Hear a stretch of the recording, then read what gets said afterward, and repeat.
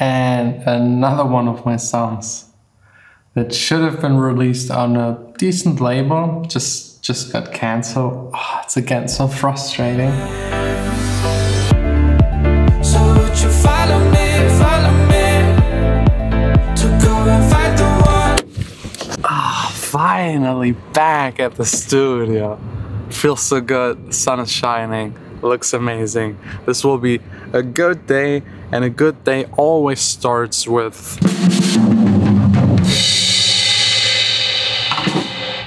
practicing the drums. It makes fun. It's so physical. I'm still really bad. I just started a couple of months ago, but getting there eventually. Then also my newest toy needs to be used. It's so beautiful. I love this calm sound. It's just perfect. This one right here, I just got it a couple of days ago. It's really old, it's really beaten up. It got used by someone for 40 years, I think 10 of them on stage. So it's heavily used. It's still fully functional, that's good. But the action right here, you can really see these are very wobbly. If you compare it to the higher registers, these are still fine playable. They come up pretty fast and don't go that deep. Here in the middle, big gaps, loose, wobbly. They go extremely low. So all of the felt in here needs to be replaced. It's like all squished down to like not being really existent anymore. It's like keeping everything in shape and gives it a little resistance and stuff like that. It's gone. This needs to be replaced. I hope I can find someone that does it for like 100, 200 bucks. And then it's fully playable again. That's the most important. You know, I've been thinking already like for a couple of weeks about doing some more drastic changes to this room right here. This used to be an office, especially this area right here. This table tennis conference room kind of table was right here. Before that, it was over here. And I had like 4 to 6 people working for me back then. Now it's just one person because due to COVID, things changed. And I'm releasing more and more on other labels. So there's a lot less that we need to take care of. And it transformed more into a recording room. I mean, we got the drums over here, the guitars, the amps, the Rhodes, I wish this would be like a real grand piano, but maybe one day the DJ setup. And even here in this area, we build up the entire live setup situation with the synthesizers, the projector for the visuals and the big speakers.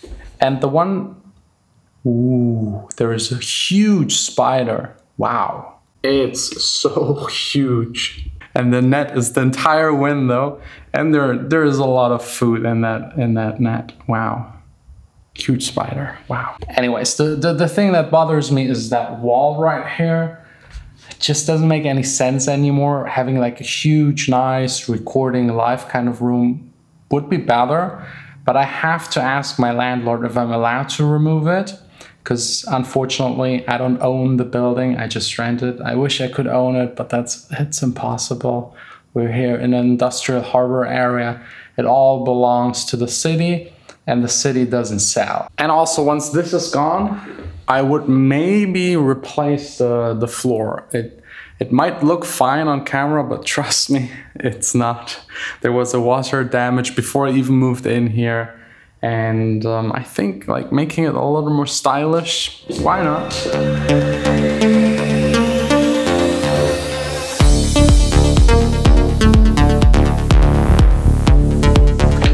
This was so healthy. I feel full of energy to sit here and work on my biggest enemy kind of song. It's Ashes. I know a lot of people request me to release it. I love the song a lot. But I didn't feel like good enough, ready enough to finish it. I changed the speakers and it's mostly mixing. Like the arrangement is there, the sounds are there, the vocals are there. I'm just not absolutely totally happy with the mix. And I also had an extremely hard time trying to find a label for it. Every single label I know, every single label I contacted said no, they're not interested. And I can understand, it's not club enough to be like club ready and playable in a club. And it's not pop enough to be played on the radio or Spotify. It's like right in between. It's a little strange. You couldn't say with a word what kind of style it is. It's not like slap house. It's not melodic techno. It's not techno. It's not tech house. It's somewhere in between, which usually means you either have a really bad track or a really good track. I still believe in it, and I still want to finish it and release it and give it a chance. And then it's up to you and everyone else out there to decide if it's good or bad. But again, it's worth to release it. So I need to fix it. I need to mix it. That's what's going to happen for probably the rest of the day. We're lost in the ashes.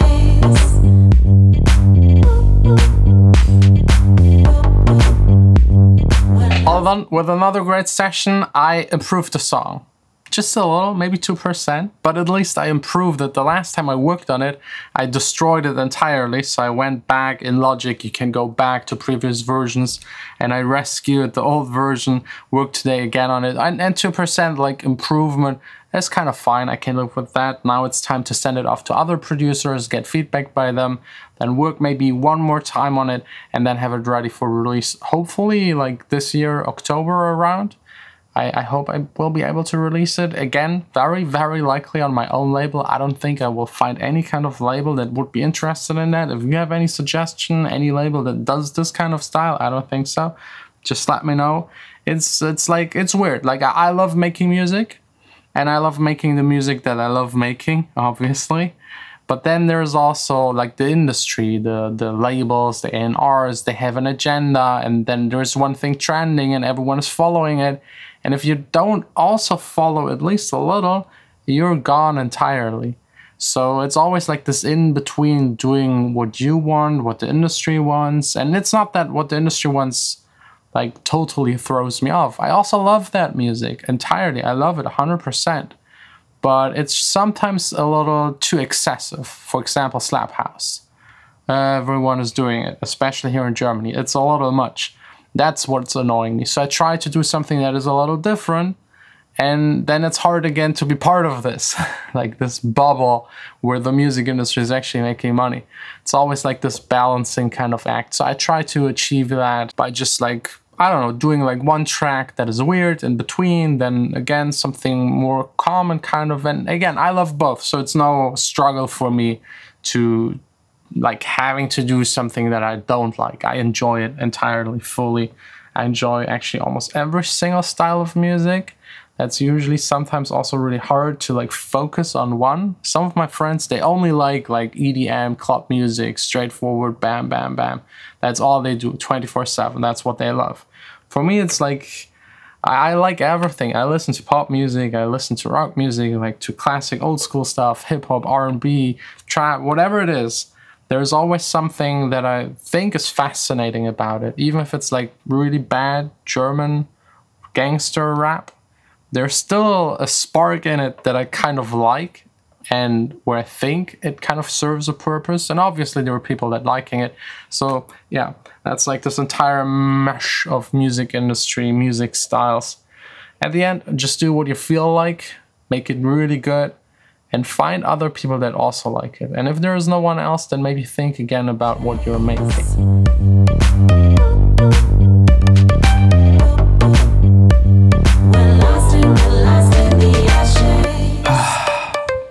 And another one of my songs that should have been released on a decent label just got cancelled. Oh, it's again so frustrating. I don't even get why. Why would you sign a song and then a couple of weeks later cancel it again? Is it all of a sudden so bad? I really don't get it. Like if you tell someone you want to release something, then release it. I wouldn't do it otherwise with my own label. Anyways, this just teaches me again, I need to take care of everything myself if I want to get shit done in a proper way. It's still highly annoying that there are like gatekeepers in the music industry. For example, even if you have your own label, yes, you can get it out on Spotify, but on Spotify there are playlists. To get on these playlists, you need to know people, they need to like your music. It has to have a certain style, because also they are bound to having a lot of place in those playlists. They measure everything. Their boss will like kick them if the playlist doesn't make a certain amount of plays. So they usually do like safe bets. They take songs where they think they will perform really well because they sound like other songs. Same with private playlists. Like even if you pay to get into the playlist, they will select your song and say yes or no. Does it fit stylistically? Is it a song that people will skip? Because if people will skip the song, they will skip the entire playlist, and these playlists are afraid of losing followers to their playlists. It's like, it's a weird system that just continues like this and continues like this, and it's kind of a little stupid. I wish it would be a little more open, not just like for me and my music, like for everyone out there. I'm pretty sure there are millions of people that make amazing music, and we never get to hear it. Because the people that are kind of in charge of making the songs to the public available are gatekeeping them because they don't think they will be successful. Usually most of these hits nowadays that come out of nowhere are something entirely different. Like let's take, what was it, Lil Nas X, Old Country Road or whatever it was called. It was a huge hit. But it came out of nowhere. No one would have signed that song. It just blew up through TikTok mostly. I think that's, right now at least, the way to go. I'm just not a big fan of TikTok. I'm not a real expert, and I don't like dancing and making a fool of myself, but that's apparently what is necessary. And even these TikTokers are right now so big. We once asked like a young girl, I think she was like 14, 15, if she could do some promotional stuff for one of my songs. She asked for 10 seconds over 1,500 euros. That's insane. There is no way I can pay something like this. Like it just doesn't work. It doesn't make any sense. What would you do? What is your approach? How do you see these kind of things? Let me know. Tomorrow, back in the studio. More music making. I mean, there's nothing else I can do than just making more music.